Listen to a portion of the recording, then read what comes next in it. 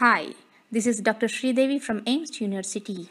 Today I am going to teach you the last topic of second module, that is R and S nomenclature of chirality centers.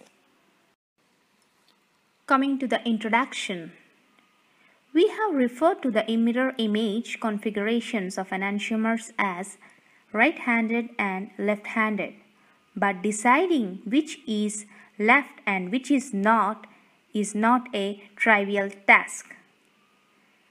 Although this notation is still applied to carbohydrates and amino acids, it required chemical transformations to establish group relationships and proved to be ambiguous in its general application. A final solution to the vexing problem of configuration assignment was devised by three. The nomenclature system, that is CIP system or R and S system, was introduced by three European chemists, R. S. Khan, C. K. Ingold, and V. Pralog.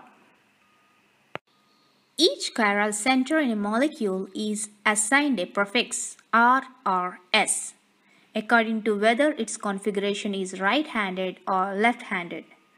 No chemical reactions or interrelationships are required for this assignment.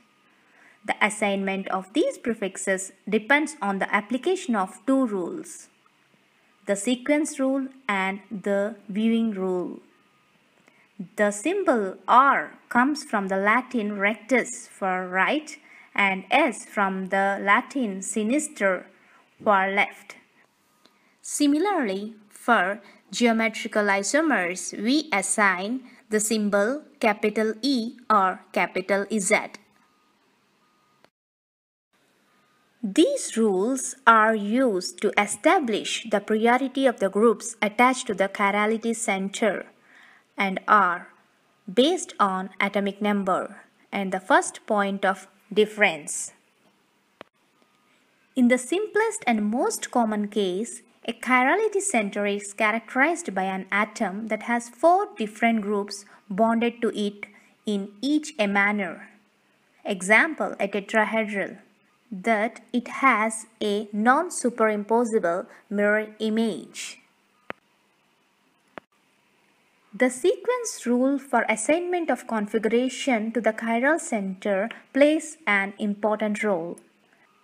The rule number 1 says that the higher the atomic number of the immediate substituent atom, the higher the priority. For example, the priority is given to chlorine, then to oxygen, then to nitrogen, then to carbon, and last to hydrogen. Different isotopes of the same element are assigned a priority according to their atomic mass.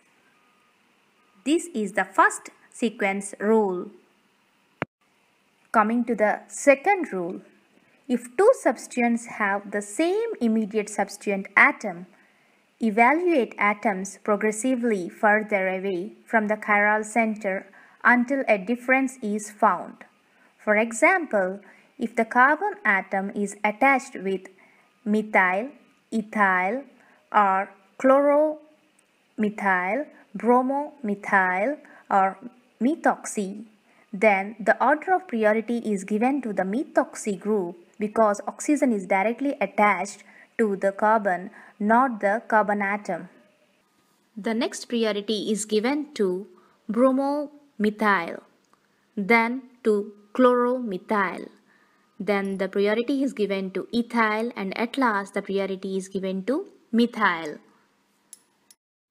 Coming to the third sequence rule, if a double bond or a triple bonded groups are encountered as substituents, they are treated as an equivalent set of single bond or single bonded atoms. For example, the priority is given to triple bond because each bond in the triple bond is counted as 3 single bonds. Next priority is given to the double bond because it is counted as 2 single bonds. And the last priority is given to the single bond. Now let us see an example how to draw the configuration or how to assign the configuration. Consider the first picture. A curved arrow is drawn from the higher priority substituents to the lower priority substituents. If we draw the arrow in higher priority to the lowest priority direction, if it is moving in anti-clockwise direction, we give it as sinister, or we give the symbol S. If it is moving towards right side as in the clock, then we give the symbol R.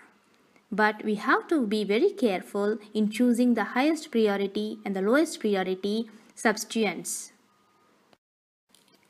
In order to assign the configuration as R or S, first identify each of the chirality centers, most commonly an sp3 carbon with 4 different groups attached.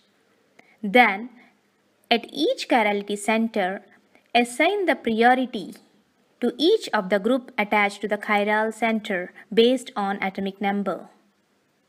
Reposition the molecule so that the lowest priority group is away from you, as if you were looking along the C4 sigma bond. If you are using a model, grasp the lowest priority group in your fist.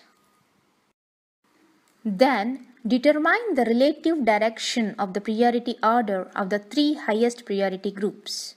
If this is clockwise, then it is R stereoisomer. If this is counterclockwise or anticlockwise, then it is S stereoisomer. If there is more than one stereocenter, then the location needs to be included with the locant. For example, in brackets, you can give the first location as 2R or 3R, whatever. But close the bracket, give a small dash and start writing the location of the position of next chiral center. Coming to the sub-rules of configuration. Isotopes. Suppose there are 2 isotopes attached to the same carbon atom. So what to decide means which is higher prior and which is lower prior. Since the isotopes have identical atomic number, but the mass number is used to discriminate them. As the deuterium atom is higher mass number compared to hydrogen atom, so priority is given to D compared to the H. If the same atom is attached, then look for the first point of difference moving out one atom at a time. Locate the first point of difference and apply rules there. If the multiple bond is encountered, treat it as if the atoms are attached to the same number of single bonds. Example, C double bond C is treated as a 2C single bond C, and C double bond O is treated as 2C single bond O. Here we can discuss how to assign configuration for chlorofluoroiodomethane. See, in the starting point, you have to make sure that the lowest priority group is away. Then identify the chiral center. Assign the priorities. The priority for given to the hydrogen is the least one. Give the 4th number to the hydrogen. Then the first is iodine, second is chlorine, third is fluorine, and the 4th is the hydrogen. Now you check whether your arrow moves in clockwise direction or anti-clockwise direction. Here we see that the arrow is moving in clockwise direction, so we can assign our configuration. Coming to the next example, 2-cyclohexene 2-enol. So in here also, first thing you have to identify what is the chiral center and give the priority order. Here OH group is given the first priority because oxygen is directly attached to the carbon. Then the priority is given to the double bonds because each double bond is counted as 2 single bonds. Then third priority is given to the carbon on the right hand side, which is already single bonded. Now you have to move the arrow and check which is following which order. That means whether it is following the right hand side or left hand side order. That means moving the arrow in clockwise direction or anti-clockwise direction. Here we observe it is moving in anti-clockwise direction, so assign it as S configuration. By the end of this course, I am sure you will be able to assign the configuration for any chiral center. Thank you for your patient listening. By this topic, we end our course on the basic concept of isomerism. Meet you soon in my next course. Thank you so much.